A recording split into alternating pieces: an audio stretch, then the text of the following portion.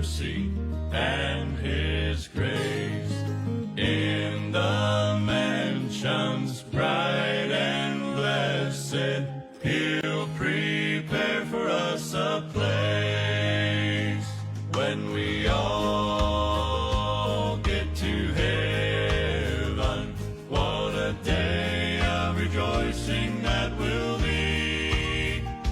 When we all see Jesus, we'll sing and shout the victory. Let us then be true and faithful, trusting, serving every day. Just one glimpse of Him in glory will the toils of life repay. When we all get to heaven, what a day of rejoicing that will be. When we all see Jesus, we'll sing and shout the victory.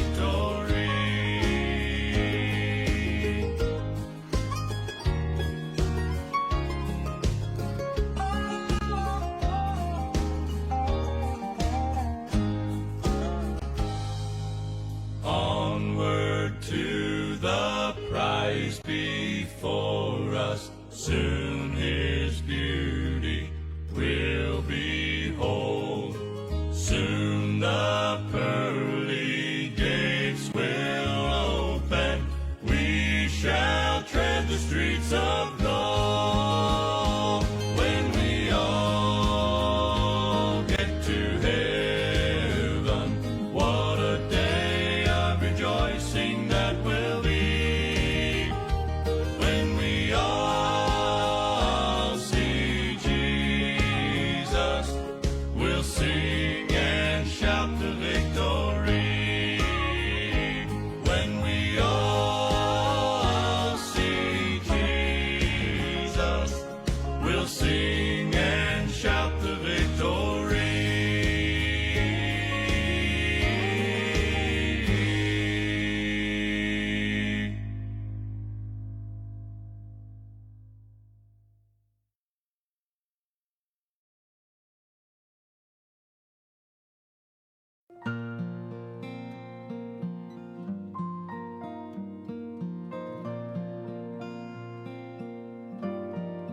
When I see the sunrise in the morning,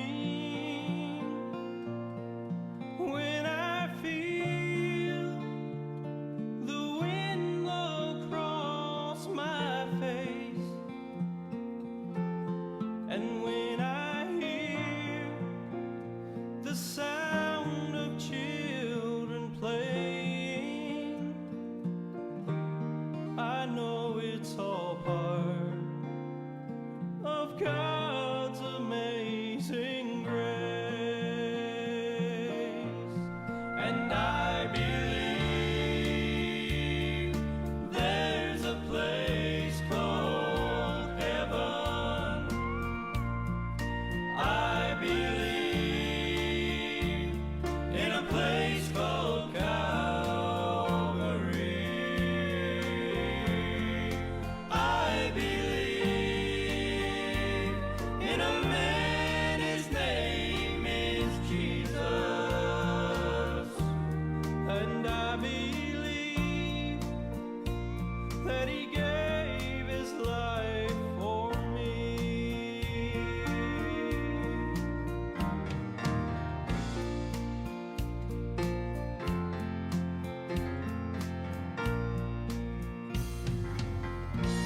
Oh, I was there the day my mama went to heaven.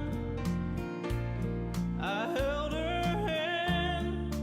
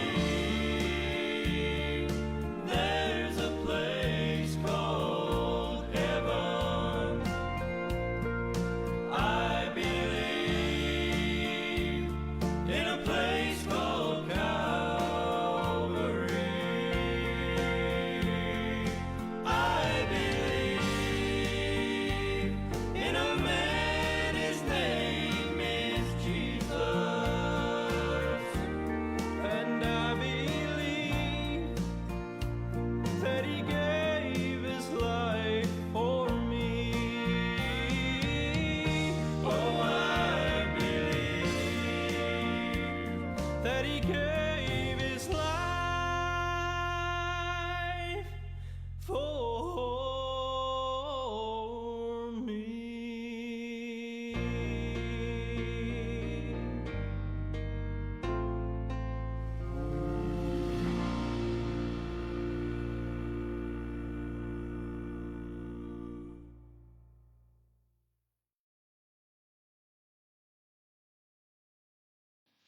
So blessed morning to everyone. Good morning and praise God for another opportunity that we had. And salamat sa Panginoon na tayo po ay pinalakas ng Panginoon ngayong umaga. And this is Friday and July 3. And I really praise God that God gave us another day and another life, you know. Praise God that He is the giver of life, you know. At salamat sa Panginoon na siya po nagbibigay sa atin ng kalakasan. Sa ano mang gagawin natin mga kapatid, siya po yung binibigyan tayo ng wisdom at kapayapaan. You know, maganda sa Panginoon pag tayo ay kumikilala sa Panginoon at patuloy sa gawain ng Panginoon. Alright, I hope we're ready for our another episode here in our Bible program.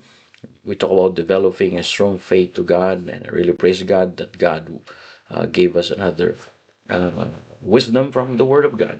You know, the very help of God is when God gave His Word, because Thy Word, you know, will lead us in the path of life.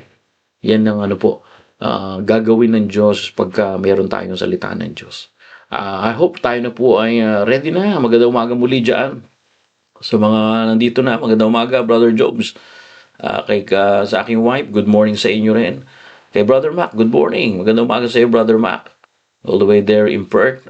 At sa mga wala pa, nauunawa ko kayo. Alright, so let's open our Bible, please. Okay? Let's open our Bible. Okay. Good morning, Zachary.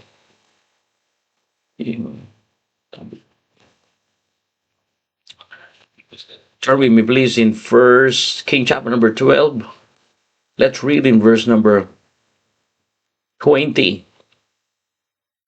Oh, let's read in verse number, 15, and then we will read down to verse number 20 again. Okay. Bible says in verse number 15, "Wherefore the king hearkened not unto the people, for the cause was from the Lord, that he might perform his saying, which the Lord spake by Ahijah the Shilonite unto Jeroboam the son of Nebat." Okay, verse number 16, Bible says, "So when all the Israel saw the king hearken not unto them, the people answered the king, saying, What portion have we in David? Neither have inheritance of the son of Jesse. So, to your tents, O Israel, now see that thine own house, David." So Israel departed unto their tents. Verse number 17, "But as for the children of Israel which dwelt in cities, Judah Rehoboam reigned over them." Verse 18, "Then King Rehoboam sent Adoram, who was over the tribute, and all Israel stoned him with stones, that he died. Therefore King Rehoboam made speed to get him up to his chariots to flee to Jerusalem." Verse number 19, "So Israel rebelled against the house of David unto this day." Verse number 20, "And it came to pass, when all Israel heard Jeroboam had come again, that they called him unto the congregation." The Bible says, brothers and sisters, "and made him king over all Israel. There was none that followed the house of David, but the tribe of Judah only."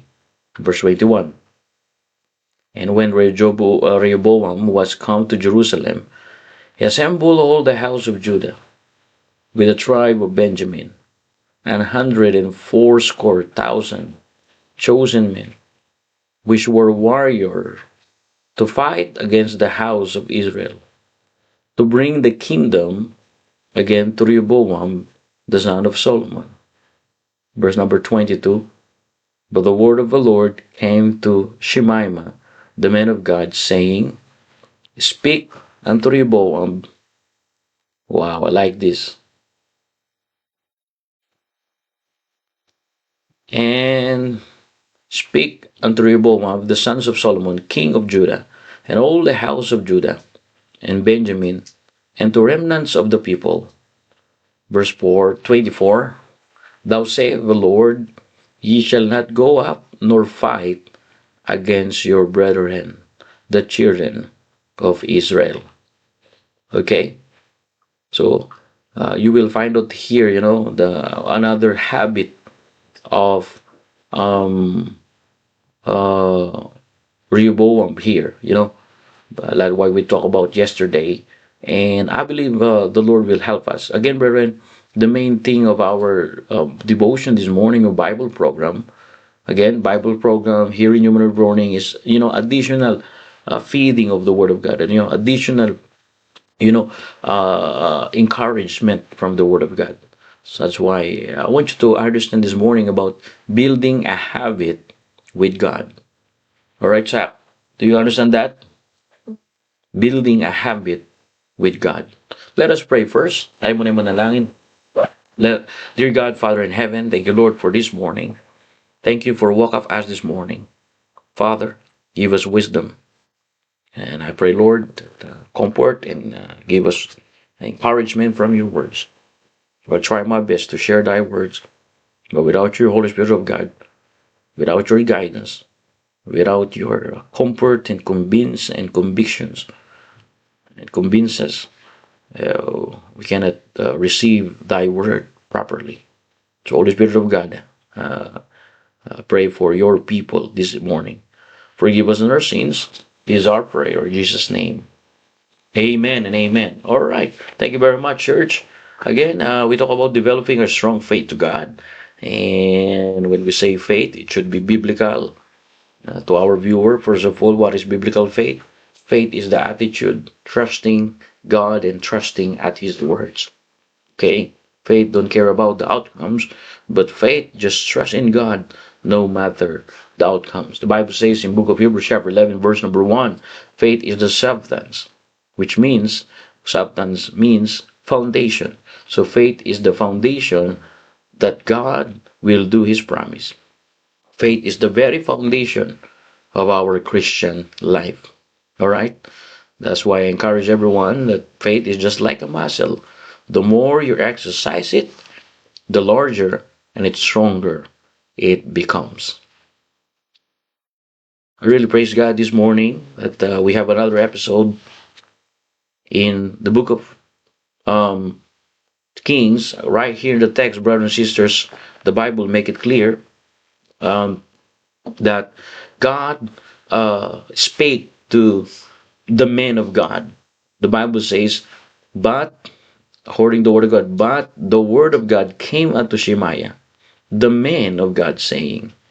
So like what we said yesterday, so this is the time that Rehoboam, like what we remind you yesterday about that Rehoboam, according to the word of God, after losing most of the kingdom because his wrong habit, he had a bad habit. What I mean, Rehoboam's first response was not repentance.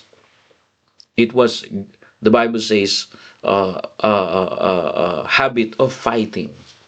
That's what we talked about yesterday. The worst habit that Rehoboam always doing is always fighting instead, of humbling, seeking God. Right here in the text. That's why when Rehoboam lose the 10 tribes, okay, first reaction of Rehoboam is to gather his 180,000. Imagine 180,000, soldiers. Okay, and the Bible says he gathered an army to fight. Instead of asking, Lord, what do you want me to do? But the Bible says he prepared for war.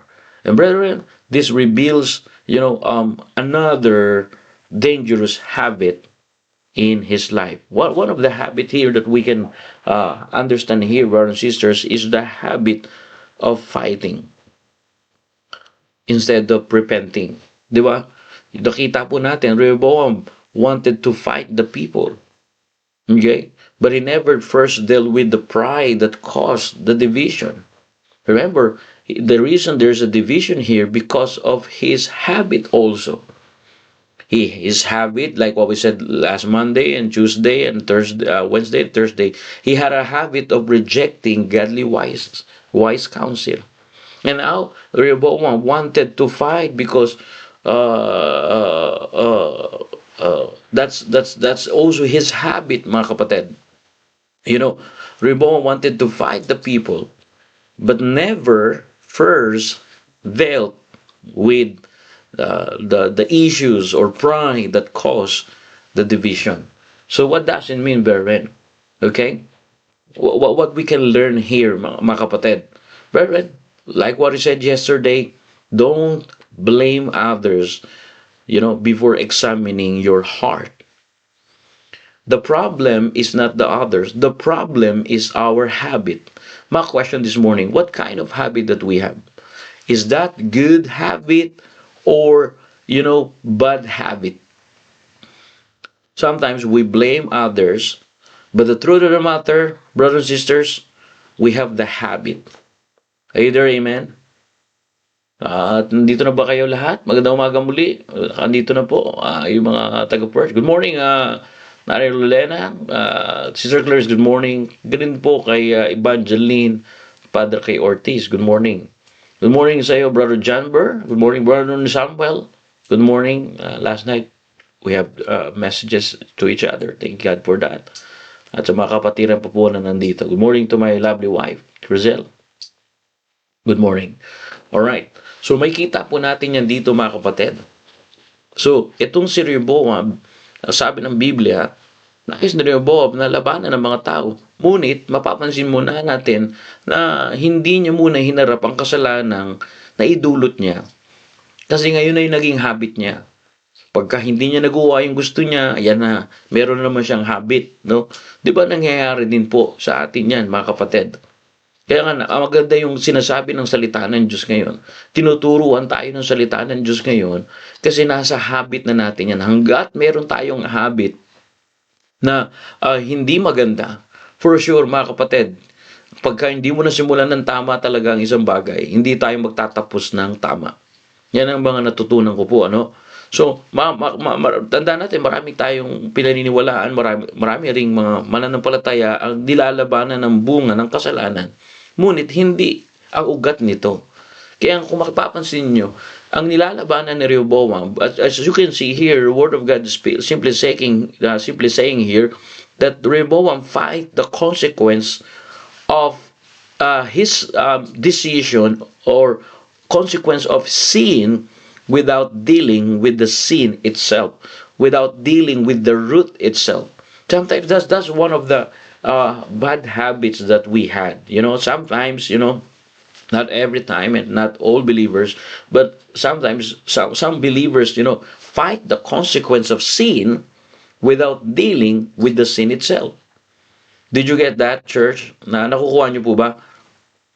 Ibig sabihin, nilalabanan ang bunga ng kasalanan, ngunit hindi naman yung ugat ng kasalanan. Ano ba yung ugat ng kasalanan po rito?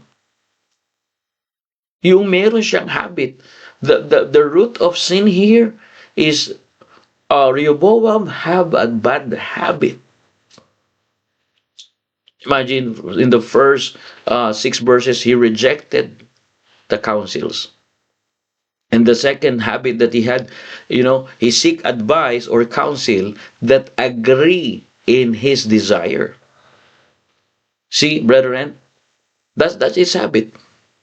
And not only that, he seek advice, to the young, proud counselor. He listened to the wrong influence. May mga influence pa na, alam mo, pagka marami kang anak sa iba, abay, tunay na lalaki ka. Mga kapatid, Wala pong tinuro ang Biblia na pagka marami kang anak, isa lang ang asawa mo dapat, pero hindi dapat marami kang asawa. Okay? Yan ang turo ng salita ng Diyos. Hindi ko po turo yan, ha. Walang personalan, ha. So, makikita po natin dito, kung marami kang anak sa iba, marami kang inaasawan, ikaw naman ay kasal pa sa asawa mo, mga kapatid, pangit na habit yan. Dito, uso yan, nagkakantsawan, no? Ilan na yung naanakan mo sa ibang babae. Ano? Lalaking-lalaki ka, di ba? Mga kapatid, mali po yun. That's a wrong influence. And that's bad habit. Did you get that, church? Are you there? Amen? And that's what we need to learn, brethren. Imagine the Bible says, all right, according to verse number, that's why the word of God came. Why? Because the word of God always correct the bad habit. Is that in the text? It is, church. All right, let's read again. The Bible says, okay, all right, the Bible says, and when Rehoboam was come to Jerusalem, he assembled all the house of Judah and tribes of Benjamin and 100. Listen to this, 100.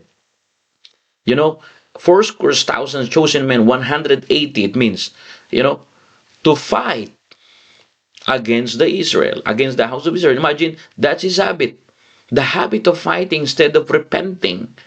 The Bible says to fight against the house of Israel to bring the kingdom again to Rehoboam. That's why the word of God came unto Shemaima, the man of God. You know, every time we have a habit, God is always there. God gave his word to correct our wrong or bad habit. Is that in the text, church? It is. When Rehoboam have the bad habit of fighting instead of repenting, the word of God is there. The word of God came unto the men of God to remind Rehoboam, the king, you know, that habit of fighting is bad habit. That's why yesterday we talked about number one, the habit of fighting instead of repenting. Did you get that, Zachary? Oh, no need to fight back. All right? That's why sometimes we thought that, you know, the more, alam mo yun, pagkakakala natin, pagka tayo matapang, palapatol, akala natin, magandang habit yun. Mali pala po yun. Kaya mapapansin po natin, Rehoboam fight the consequence of sin. This is the consequence of his bad habit. There's no division supposed to be, but the problem of the habit of Rehoboam, it divide the kingdom. Narinig po kayo? Excuse me. Nag-divide na yung masyado po kasi malamig ngayon, ano? Kaya marami nagsinisipon-sipon ngayon dito. Kaya marami nakahawa ng sipon, ano? Okay? Magandang umaga po sa inyo, mga kapatid, ano? Yung habit ni Rehoboam, siya yung nag-cause ng division. Yung baga sabi ko nga kahapon, kung sino pa yung mali, sino pa yung may nagkamali, yun pa yung galit. Di ba? Ganyan tayo noon eh. Kung wala tayo, dapat umamin ng ating mga kasalanan. Kasi tinuturuan tayo magsisi, di ba? Nagpapasalamat ako, meron tayong kapatiran ngayon dito. Mineses niya ako kagabi, nagpapasalamat siya. I don't want to mention who is him, but he's listening now. He messaged me last night and he said, Pastor, thank you for the message about bad habit and a good habit. I said, Brad, praise God. Because right here in the text, only the word of God can correct our bad habit. Is that in the Bible? That's why he said to me, Pastor, do you know, I bought and I download for the meantime King James 1611 version of the Bible. And I read from Monday until now. It helps me a lot. And I said to him last night, Brad, congratulations. You're starting building a habit with God. Like what I said, church, let's build a habit with God. You know, don't build a habit to listen to the wrong influence, but build a habit with God, because when you build a habit with God this morning, today's habit, Zachary, listen to me, today's habit becomes tomorrow character. Did you get that, church and Zachary? What? What's your habit today? It builds your tomorrow's character, Zach. That's why I'm here to train your Zach. That every day, what your dad doing now?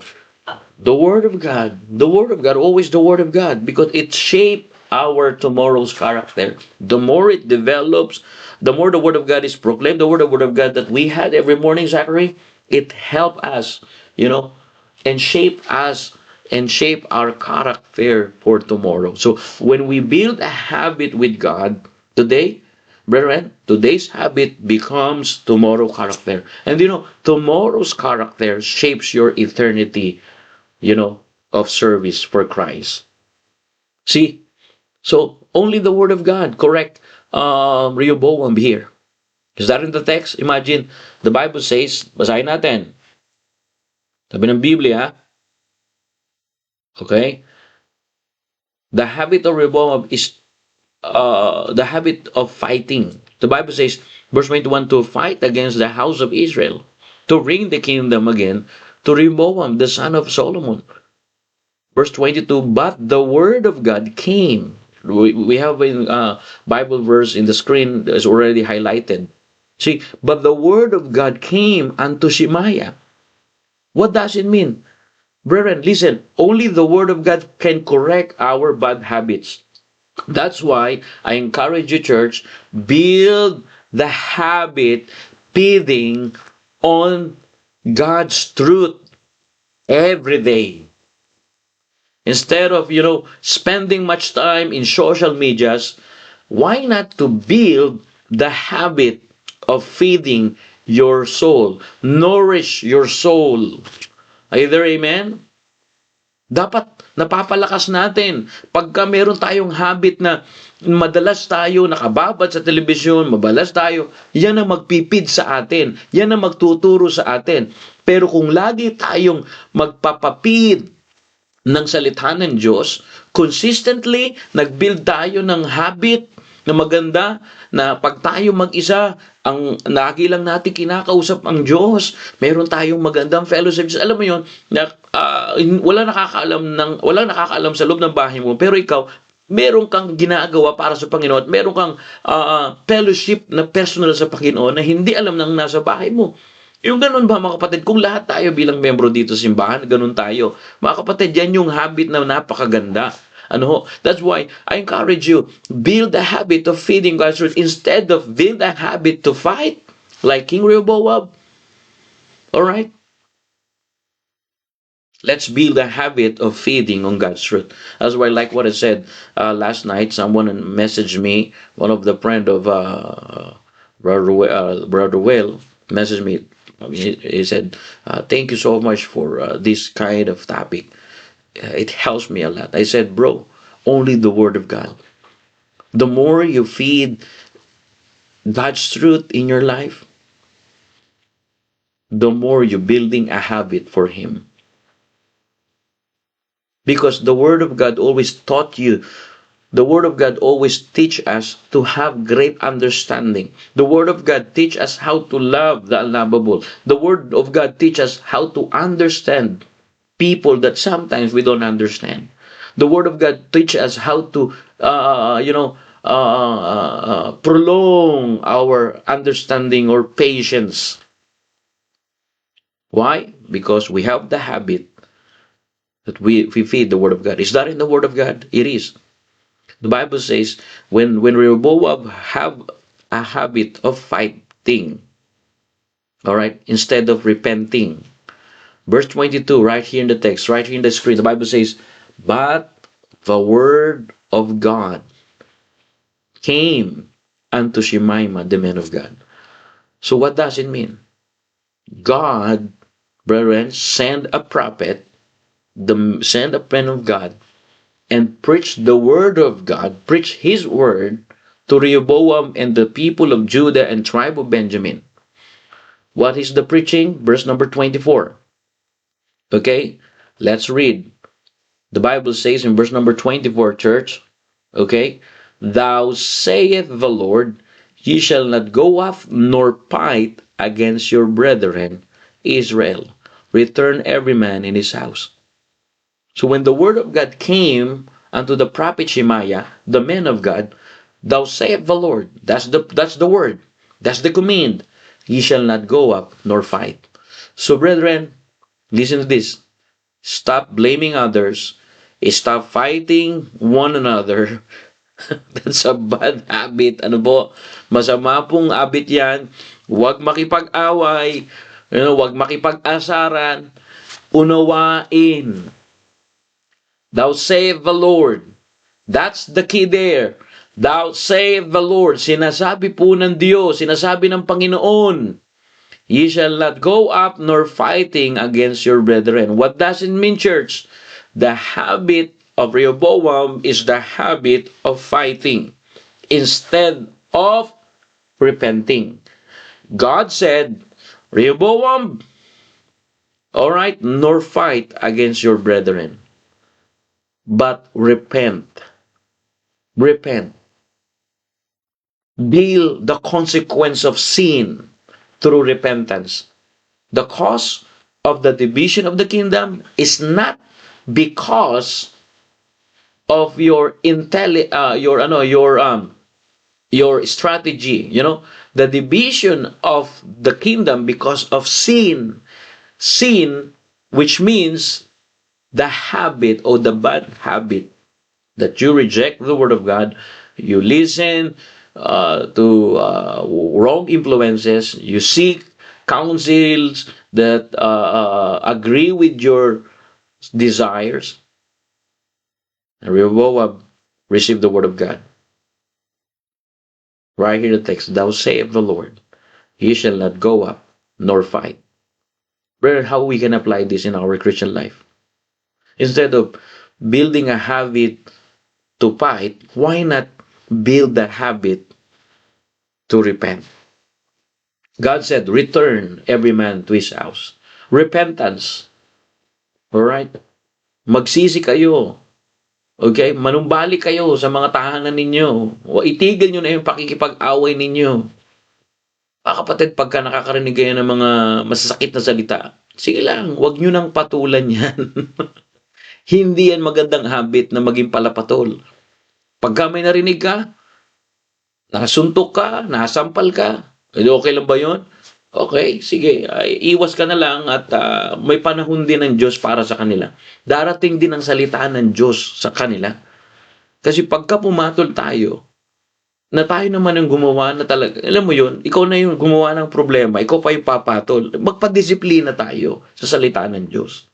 Yun ang katotohanan. Pero madalas ang habit natin, pagka nasasaktan tayo, para tayong ahas na tumutuklaw na lang, dapat, makakapatid, pag namor tayo na may nagagawang mali, hindi dapat tayo pa yung matapang, kundi makikita sa atin yung salita ng Diyos. Pinapamuhay po natin yung salita ng Diyos. Nakukuha niyo po ba? Kaya nung dumating po yung salita ng Diyos, ang sabi ng salita ng Diyos, sabi ng Panginoon, huwag kayong makipag-away sa inyong mga kapatid. Ayun pa, huwag makikipag-away sa iyong mga kapatid. Nor fight against your brethren, the children of Israel. Brothers and sisters, listen to this. It is bad habit as a Christian, as a believer, to fight each other. We're brothers and sisters in the Lord, right?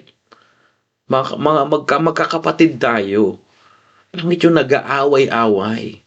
Alam mo yun? Ang Diyos ang ating Ama, tapos nakikita niya yung mga anak niya nag-aaway-away sa loob ng simbahan. Maganda ba yun? Kaya kung may problema na yung isa, hindi mo na kailangan patulan. Magpakumbaba ka kasi bahala na ang Diyos niya. Kung tunay siyang anak ng Diyos, papaluin naman siya ng Diyos. Ang Diyos po magdidisiplina.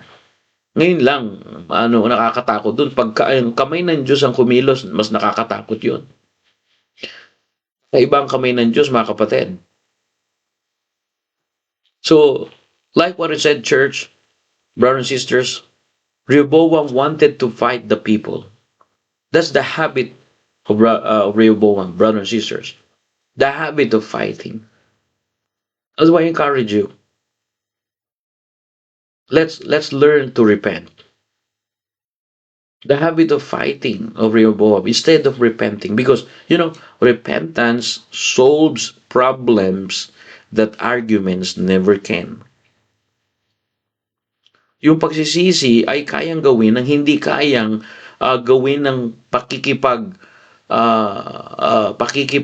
yung pagsisisi, mga kapatid, hindi kayang gawin yan ng makakikita po natin sa ating binasa right here in the text, right? The Bible says Rehoboam fight the people. All right. So repentance, brethren, solve problem that arguments never can. So it means when we learn to repent instead of fighting, everything is all right. Because God is all right. Don't forget that. So pagsisisi ay kayang gawin ng hindi kayang gawin ng pakikipagtalo. Pag tayo nagsisisi, dinidil natin, mga kapatid, at maraming Kristiyano ang nilalabanan ng bunga ng kasalanan kaysa solusyonan. Okay? Kaysa pagsisihan yung kasalanan na nagawa. At tandaan po natin to, mga kapatid, yung araw-araw lang tayo magsisisi ng kasalanan, isa yan sa pagpapadevelop ng ating pananampalataya sa Diyos. Wala na pong dadabes dyan. Lahat tayo dumadanas ng problema, mga kapatid, tama? Tapos, meron pa tayong masamang habit, meron tayong hindi magandang habit. So, magkakaproblema talaga tayo sa Diyos. Kaya napakaganda na natuturuan tayo ngayon. So, sabi ng Panginoon, and the word of God came to Shemaiah. Alright? Let's go back here. Alright? So, the Bible says, in verse number 21, okay, Rehoboam gathered his chosen men, the Bible says, to fight against the house of Israel, to bring the kingdom again, Rehoboam the son of Solomon. Verse number 22, but the word of God came to Shemaiah, the man of God. Alright, verse 24, thou sayest the Lord, okay, thou sayest the Lord, ye shall not go up nor fight against your brethren. Return every man in his house. Tingnan nyo to, for these things is from me. So when God spake through the men of God, when God command Rehoboam, all right, through prophet, that fighting is not solution. That's bad habit, Rehoboam.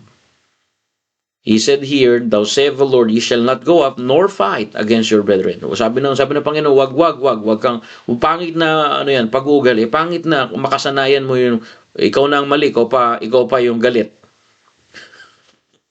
Ikaw na nga yung umalis, ikaw pa yung galit. Alam mo yun? Di ba? Ikaw na nga yung hindi nag-apply ng Biblia, ikaw pa galit. Di ba? May mga ganun pong Kristiyano. Di ba? Siya naman yung uminom tapos yung sisi sa pastor na dahil ganun. Ikaw naman ang uminom, kamay mo naman yun Nasa pagpili mo yun, tapos ikaw pagalit, pagalitan. Yun nga mga kapatid, di ba? Sabi ng Panginoon, ye shall not go up nor fight against your brethren. God's simply saying to Rehoboam, that's bad habit. The habit of fighting. Alright? You need to learn the habit of repenting. But look at this word. The Bible says, return every man to his house, for this thing is from me. Zachary, what does it mean? God simply saying here, brothers and sisters, it's not all about human problem. It's all about spiritual problems. Brethren, listen to this. The habit of solving spiritual problems with human strength. Do you know? Sabi ng Panginoon, these things is a spiritual problem. Rehoboam, why you deal it with your human strength? Why you deal it with soldiers? 180,000 soldiers. It speak about human strength. Speak about army power. All right? It's all about people's power. But brethren, the habit of Rehoboam is solving the spiritual problem with human strength. So, again and again, Rehoboam gathered 180,000 soldiers. But the problem was spiritual, not military. The Bible says, for these things is from me. What does it mean? God allowed this problem, God allowed this spiritual problem to teach Rehoboam that you solving the spiritual problems with human strength. And brothers and sisters, the truth of the matter this morning, not every problem can be solved by force. Hindi lahat ng problema, mga kapatid, ay problema ng pisikal. Ang problema natin, Zachary, hindi pisikal lagi. Meron tayong spiritual na problema. Kaya nga mga kapatid, napakalaga na malaman natin yung problema natin spiritual. Ano ba talaga yung problema natin spiritual? Akala siguro natin ang problema lang natin pisikal. Pero baka merong itinuturo sa atin ng Diyos. Narinig na po ba kayo? Sometimes, madalas tayo manisi dahil sa kanya, na-stress yung aking kapatid, dahil sa kanya, na-stress yung asawa ko. Hindi mga kapatid. Ang totoo niyan, baka spiritual na problema yan. Listen to this, not every problem can be solved by human strength. Not every problem can be solved by force. Like what King Rehoboam did. He gathered 180,000 soldiers, but the problem is not human problem, but a spiritual problem. And one of the kind of habit of Rehoboam here, the habit of solving spiritual problems with human strength. Brethren, you cannot fix a spiritual problem without God's help. Verse 24, right here the text in the screen. Thou sayest the Lord, he shall not go up, nor fight against your brethren. Rehoboam, that's bad habit, fighting your brethren. And another habit, Rehoboam, is solving the spiritual problems with your own understanding, with your own capability. God said, these things is from me. And the Bible says, they're hearkening therefore to the word of the Lord, and returning to depart according to the word of the Lord. So, listen to this, brothers and sisters, church. I want you to get this. Because you cannot, fix a spiritual problem without God's help. Minsan, meron tayong habit na sinusolve natin yung problema. Tinatry natin isolve, gumagawa tayo ng paraan. Pero nakakalimutan na muna natin hingiin sa Diyos yung magandang tulong.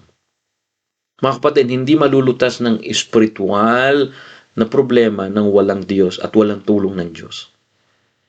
Kaya makikita po natin sa salita ng Diyos, we can find out here, brothers and sisters, that depend on God's wisdom before relying in your own strength.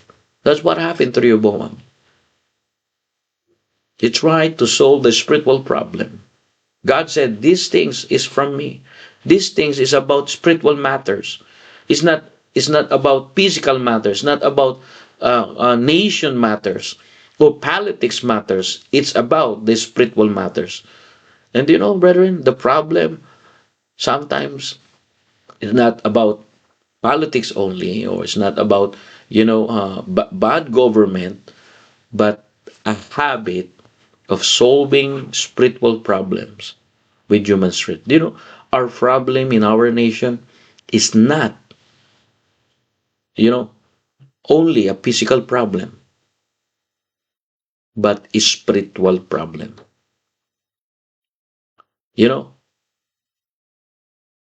Because like what I said, not every problem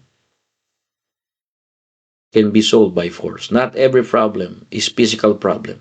And you cannot fix spiritual problem without the God of the Bible. Without the God of the Bible, which is the God, the true living God, the creator of all kinds, the one that created universe and planet Earth, the one that gave us air to breathe, the one that gave the placenta.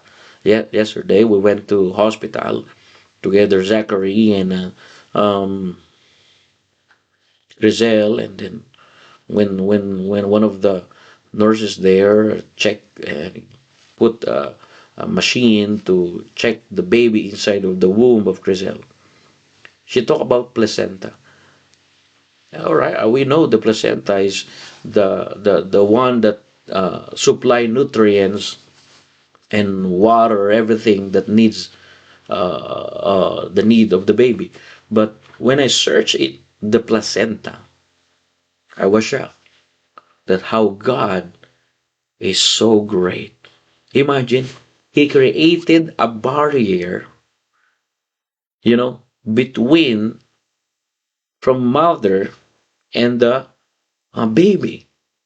And that placenta is not only protective tool that God created inside the womb of the mom, but that placenta supplies the needs of the baby.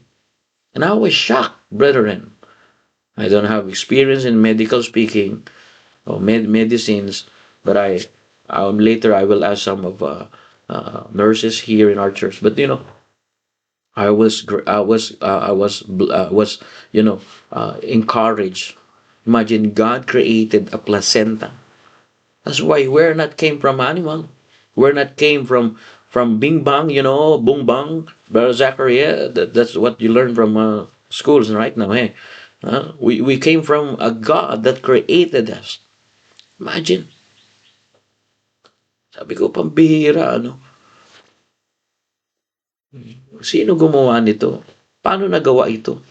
Itong placenta na ito yung instrumento ng Diyos na yung mga toxic ng mga nasa katawan ng magulang, hindi na makakapasok sa baby, sa bata. Sa loob ng womb, sa bahay, yung ng bata, Alain nyo, sinasala niya na lahat.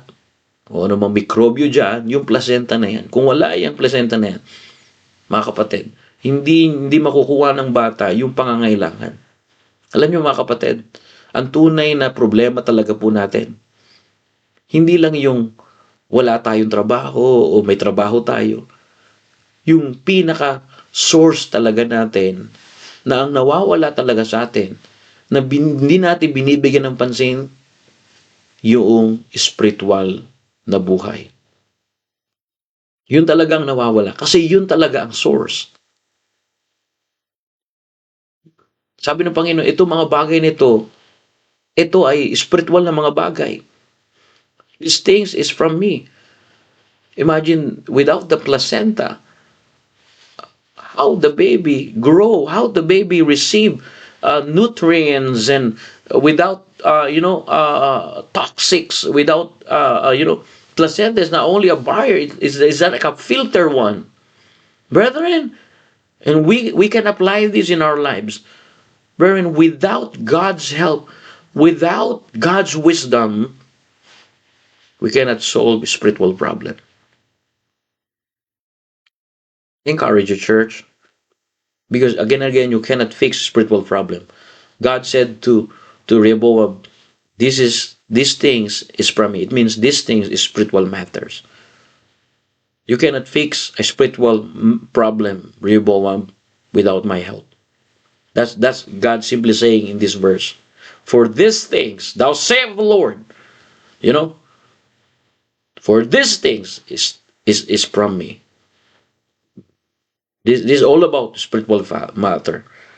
It is all about spiritual problem.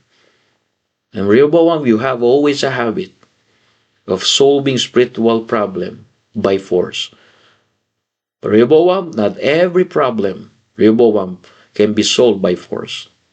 You can fix a spiritual problem.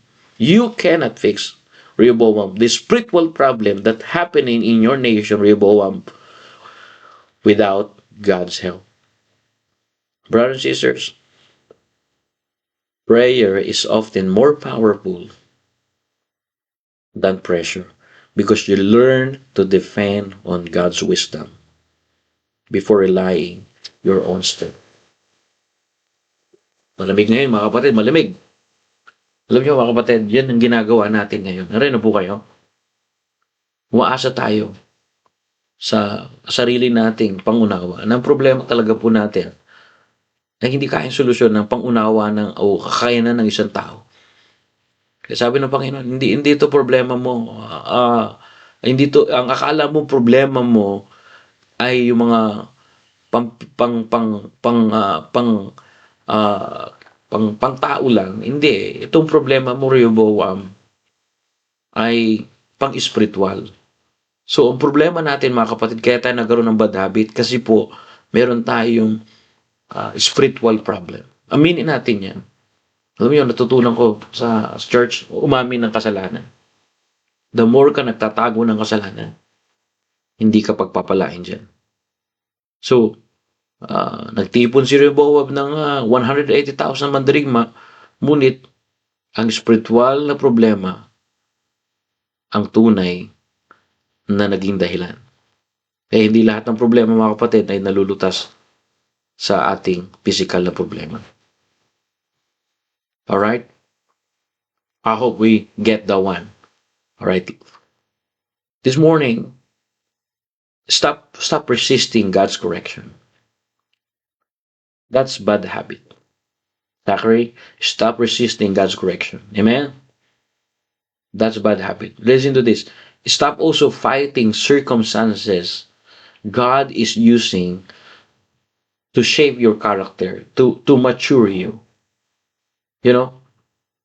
And then surrender to God's will instead of insisting on your own.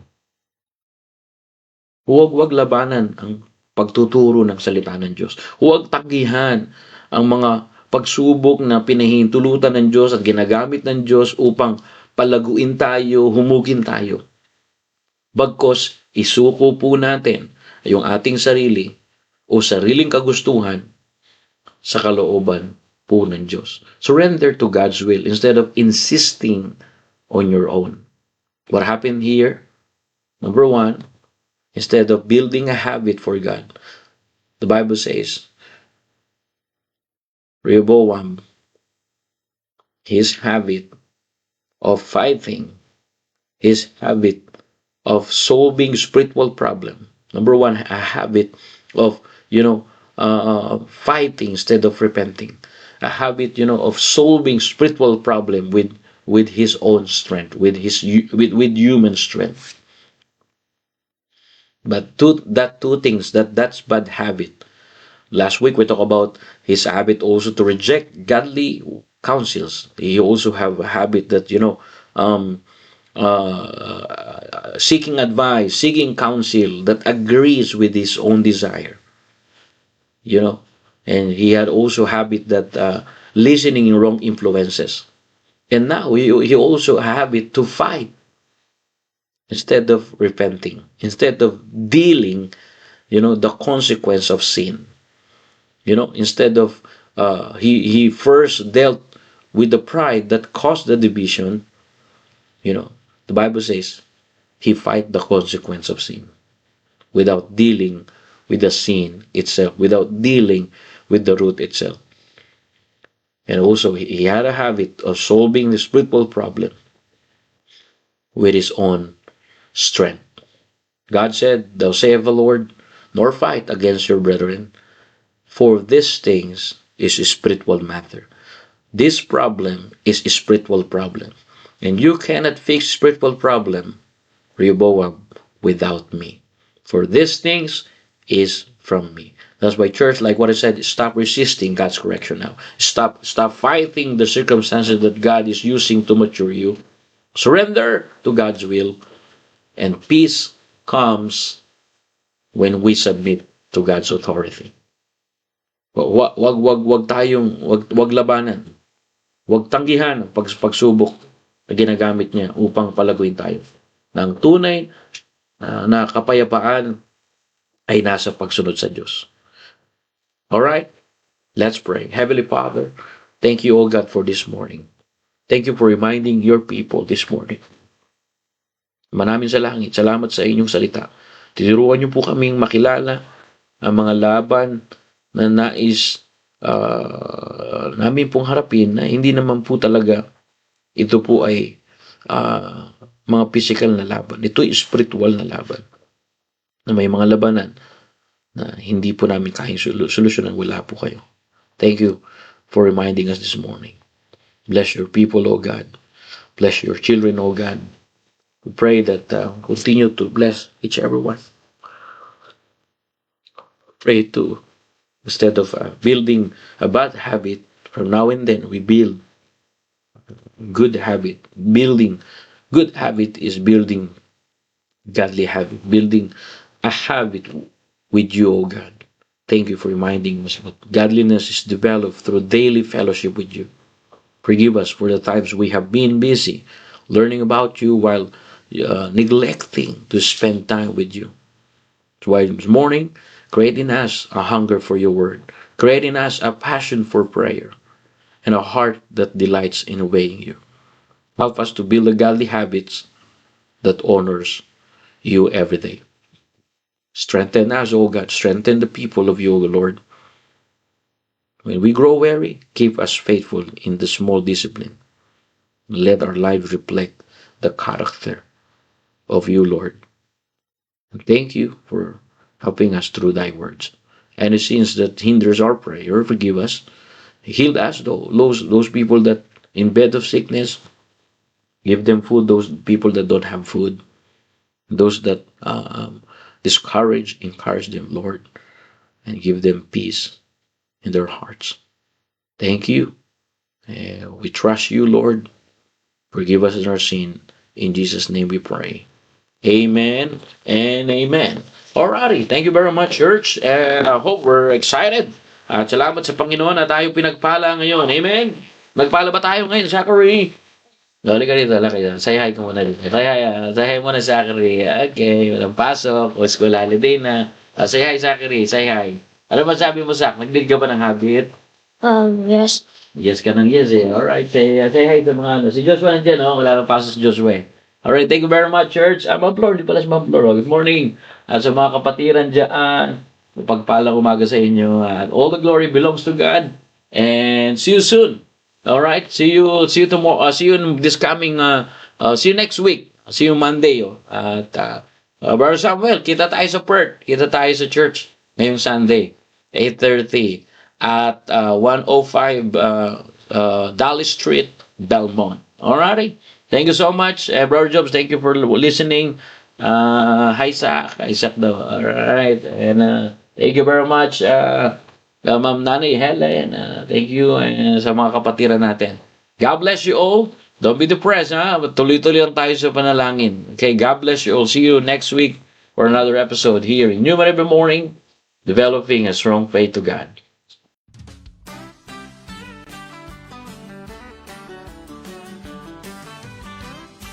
I'm too blessed to be depressed.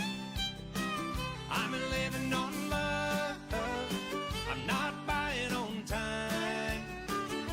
And I don't need love, 'cause I've got faith.